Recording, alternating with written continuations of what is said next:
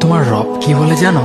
তুমি যাকে আমার চাইতে বেশি ভালোবাসবে, আমি তাকেই তোমার কাছ থেকে দূরে নিয়ে যাব আর তোমাকে বড্ড একা করে রাখবো।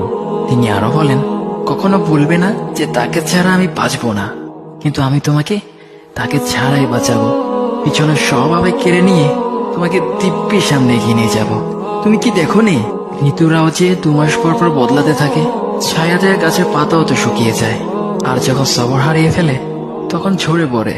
কিন্তু তোমার রব তো ধৈর্যশীল ও পরম দয়ালু। তিনি তো সেই ঝরে যাওয়া পাতার ঢাল থেকেও সবুজ পাতা গজান। তুমি কি দেখছো না তোমার স্রষ্টার এই নিদর্শন?